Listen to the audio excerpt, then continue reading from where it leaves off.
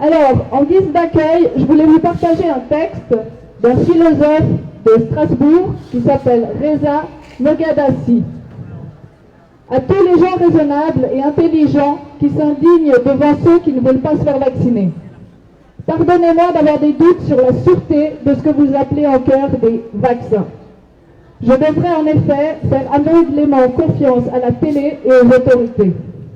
Je devrais faire confiance aux études fournies par les laboratoires pharmaceutiques, même s'ils ont été condamnés ces dernières années à des milliards de dollars d'amende, notamment pour fraude scientifique. Pardonnez-moi mon égarement et mon effort pour comprendre la justification scientifique des mesures qui sont prises. Pardonnez-moi de chercher à évaluer la proportionnalité des mesures prises par rapport aux risques encourus. Pardonnez-moi de confronter le discours des scientifiques lourd de liens et de conflits d'intérêts avec ceux qui n'en ont pas. Pardonnez-moi de chercher à comprendre la nature des controverses scientifiques plutôt que de me ranger dans la dictature d'une pensée autorisée, arrogante et partiale. Pardonnez-moi de ne pas vouloir être le cobaye d'injections expérimentales en cours d'essai clinique. Pardonnez-moi d'oser regarder les chiffres officiels, pourtant largement sous-évalués, des morts et des effets indésirables graves liés aux différents vaccins en cours, au lieu de laisser cela aux experts, ou bien de reconnaître simplement que tous ces événements ne sont que des coïncidences sans lien de causalité établie. Pardonnez-moi de ne pas vouloir faire prendre le risque d'effets secondaires graves à mes enfants, alors qu'ils n'ont quasiment aucune chance de faire une forme grave du Covid et que personne n'est capable, honnêtement et scientifiquement, de reconnaître un rapport bénéfice-risque favorable. Désolée. Voilà.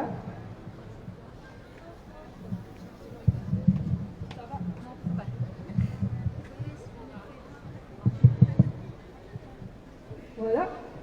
Non, c'est bon, ça va aller. Donc, je sais plus où j'en étais. Les vaccins des enfants.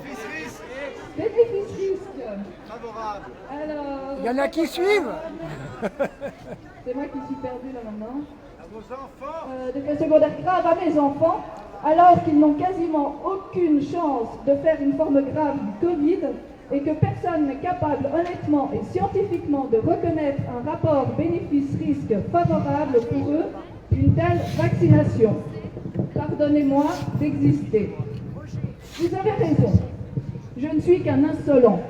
Après tout, nous sommes dans l'urgence et nous n'avons pas le temps de s'encombrer de réflexion et de la morale. Ne brisons pas l'unité du troupeau et laissons-nous guider par des experts honnêtes et fiables qui nous gouvernent. L'important, ce n'est pas la vérité, ce n'est même pas la réalité, c'est d'être unis dans la guerre contre le virus. Vous avez raison, le plus grand danger, ce sont les complotistes, c'est-à-dire tous ceux qui osent remettre en cause l'intégrité des autorités politiques et scientifiques ou des médias de masse. Ces vilains conspirationnistes vont semer le germe du doute et de la division. Ils risquent, par leur imprudence, de pousser les gens à réfléchir. Merci en revanche à Pfizer et Moderna et à tous les autres de penser à nous et de nous proposer une offre d'abonnement à vie.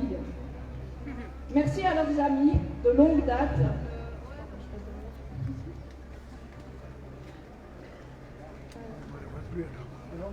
De longue date.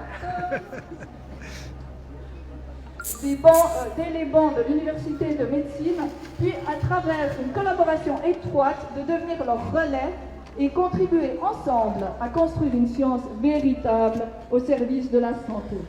Merci aux médias dominants, neutres et indépendants de faire un travail si important de réinformation des masses incultes dont je fais partie.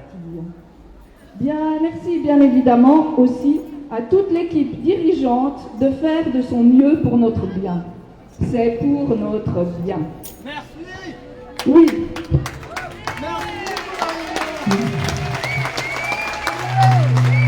Avec tu es là.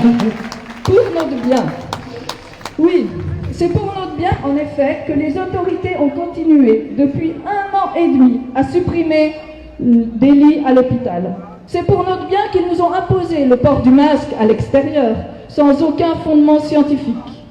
C'est pour notre bien qu'ils refusent de recommander la vitamine D et du zinc en prévention pour renforcer nos défenses immunitaires, malgré toutes les études qui confirment leur rôle.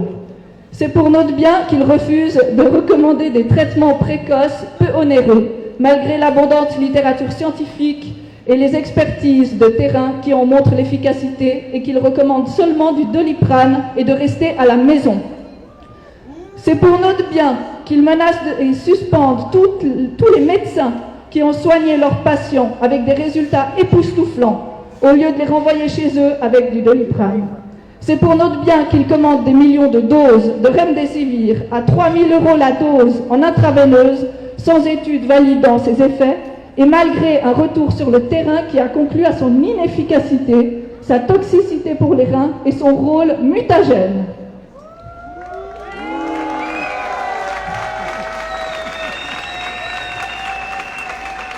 C'est pour notre bien qu'ils refusent de s'intéresser aux vaccins chinois ou russes, uniquement pour des raisons sanitaires, même quand on ne disposait pas d'assez de vaccins.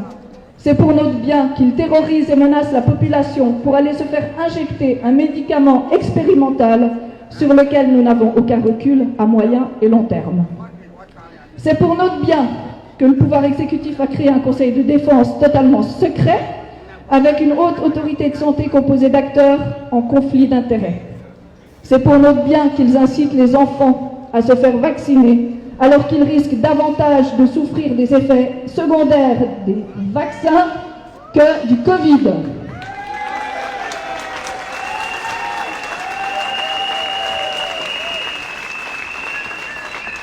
C'est pour notre bien qu'ils lancent une vaccination de masse en pleine pandémie, contrairement aux règles habituelles de prudence.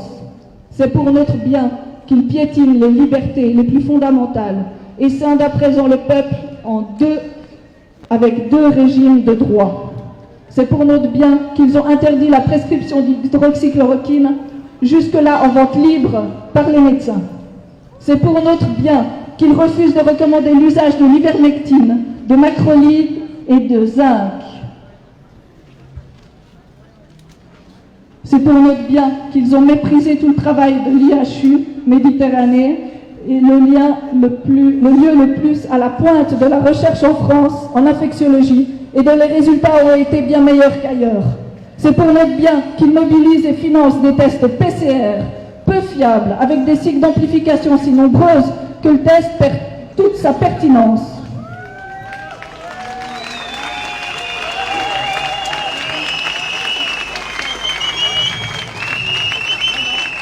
C'est pour notre bien qu'ils comptabilisent comme morts du Covid une majorité de gens morts avec le Covid.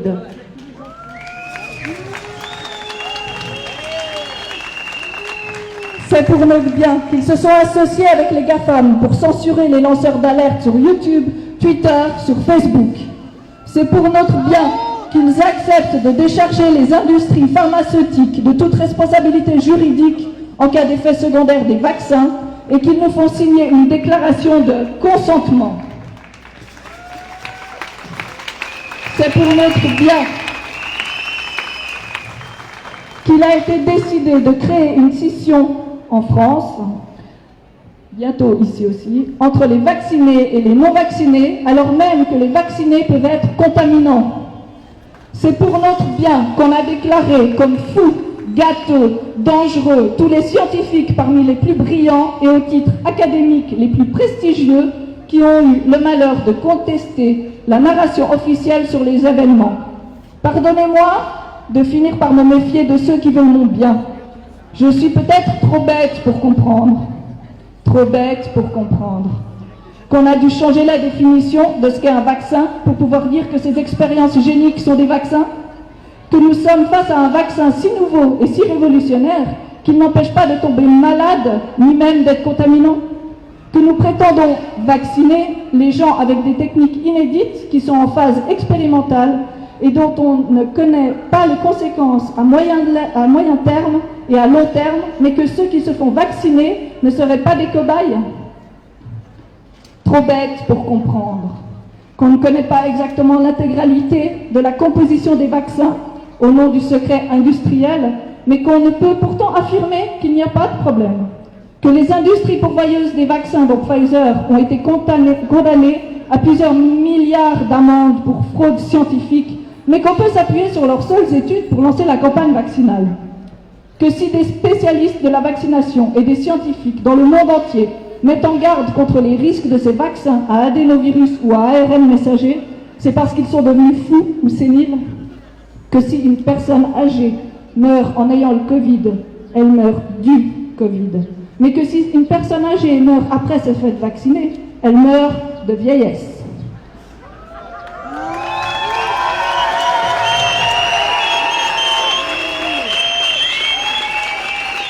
Que le nombre de morts et d'effets indésirables officiellement signalés par les agences de pharmacovigilance chez les vaccinés est sans commune mesure par rapport aux vaccins habituels, mais que nous devons fermer les yeux. Trop bête pour comprendre que ces injections géniques évitent les formes graves, alors que pourtant en Israël et en Angleterre, ultra-vaccinés, une partie non négligeable des personnes en réanimation sont doublement vaccinées. Que ce vaccin est tellement protecteur qu'il faut continuer les gestes barrières, continuer à porter les masques et surtout continuer à craindre les non-vaccinés. Qu'il est tellement efficace qu'on parle déjà de baisse immunitaire, de 3e ou 4e dose, et pourquoi pas d'un abonnement annuel ou biannuel. Trop bête pour comprendre qu'on n'a jamais mis fin aux épidémies de grippe, qu'on prétend qu'en vaccinant tout le monde, nous allons vaincre le coronavirus. Que nous faisons partie des pays au monde qui ont le plus de morts par million d'habitants, mais que nous sommes pourtant les meilleurs et que nous pouvons continuer à nous fier à la même équipe scientifico-politique. Que les pays les plus vaccinés sont ceux qui sont les plus touchés par les nouveaux variants, mais que c'est parce que nous ne sommes pas suffisamment vaccinés. Que si les vaccinés tombent malades, c'est à cause des non-vaccinés. Que l'État est surendetté et n'a pas d'argent, mais qu'il peut débloquer des milliards et des milliards pour financer sa politique sanitaire. Que le test et les vaccins sont gratuits, mais que ce sont les contribuables qui devront payer. Qu'en prétendant sauver une partie infime de la population, nous allons sacrifier la vie de beaucoup d'autres et détruire l'avenir de la nation. Oui, je suis trop bête pour comprendre tout ça. Je dois avoir l'esprit tellement confus que tout semble s'inverser dans ma tête. Je dois apprendre, grâce à vous, à remettre les choses dans le bon ordre. Inversion. Je dois en effet comprendre que la liberté, c'est se soumettre au pass sanitaire. L'immunité artificielle est meilleure que l'immunité naturelle. Si les gens vaccinés tombent malades ou développent des formes graves, c'est la preuve que le vaccin marche. Si le vaccin fonctionne moins bien contre un nouveau variant, c'est qu'il faut reprendre une dose du même vaccin. Toute personne testée positive à un test PCR est une personne malade. Toute personne en bonne santé est un malade qui s'ignore et dont il faut se méfier. Je suis désolée. Je suis un peu lent.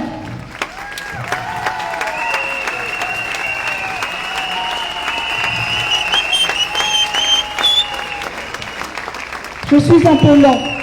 Et il va falloir que je me répète souvent tout ça pour réussir à l'intégrer.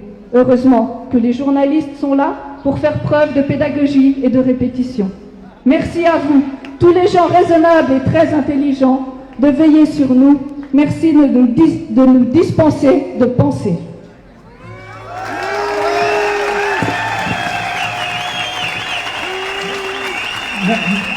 Merci Delphine. J'aimerais, avant qu'on prenne la route, ça va être imminent, donc vous pouvez déjà vous préparer. Eh bien,